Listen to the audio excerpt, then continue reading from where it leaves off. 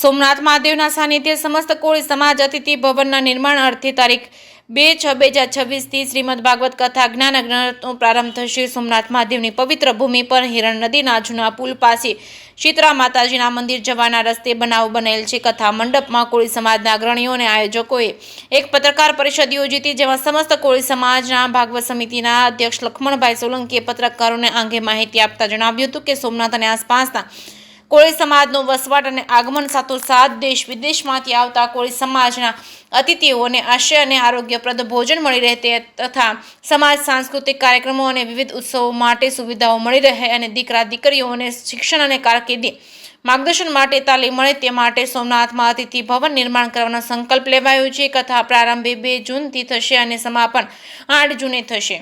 કથાના વ્યાસપીઠે સુરતના ભાગવત કથાકાર પાર્થભાઈ જાની રહેશે। કથા પ્રારંભે સોમનાથ મહાદેવ તેમજ પ્રભાસના અન્ય દેવ મંદિરોમાં ધ્વજારોહણ કરાશે। પ્રભાસના દૈત્ય સુંદર મંદિરથી વાતે ગાતે પોથયાત્રા કથા સ્થળે પહોંચશે અને કથાને અન્ય ઉદ્દેશ સમસ્ત કોળી સમાજના દિવગત થયેલા આત્મા અને પિતૃ ઋણમાંથી મુક્ત કરવા ભાગવત વંદના કરવામાં આવશે।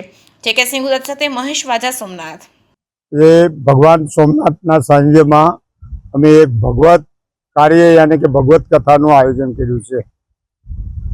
આ કથાનો મુખ્ય હેતુ છે કે દરેક સમાજની અહીં સોમનાથ ખાતે વાડી છે, અમારે સિર્ફ કોળી સમાજની વાડી નથી, તો આ આયોજન ભગીરથ કાર્યથી અમે રાષ્ટ્રના કોળી સમાજના એક આહવાન કરીએ છીએ કે આ આહવાનમાં સદભાગી બને અને આ આયોજનને કાર્યના કરવા માટે એક તો પ્રેરણા આપે ના કાર્યરૂપી જે અનુદાન આવશે એ અનુદાન રૂપી આ એક રાષ્ટ્ર કોળી સમાજની વાડી બને ને આ વાડીમાં દરેક બારના આવે આશ્રય સ્થાન લે ને આ વાડીમાં બધા સહયોગ બની અને વાડીમાં બધાનું એક આશ્રય સ્થાન બને અને આ વાડી રાષ્ટ્રને સમર્પિત રહે કે આ વાડી રૂપી કોઈ પણ રાષ્ટ્રમાંથી કોળી કે યાनी કે ભારતના કોઈ ખૂણે દેશ વિદેશમાંથી આવતા કોળી સમાજના સન્માનીઓને રહેવા જમવાની વ્યવસ્થા સેવા મળે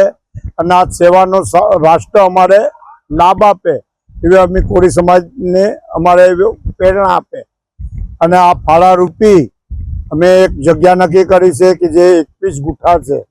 21 ગુઠામાં અમારું ભુવન બને, રાષ્ટ્રીય અતિથિ ભુવન, અને એમાં બધા રાષ્ટ્રીય ભુવનને સહયોગ આપે અને કથારૂપી હાથ દી લગીને પારાયણમાં ભાગ લે, ભાગરૂપી કે યાनी કે કથા સાંભળે અને જુદા જુદા સમાજના પણ અમે આમંત્રણ આપ્યા છે ના સમાજમાં સહભાગી થવા માટે અમારે પ્રેરણા આપે।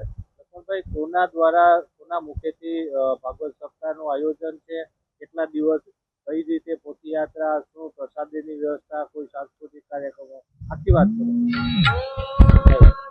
આ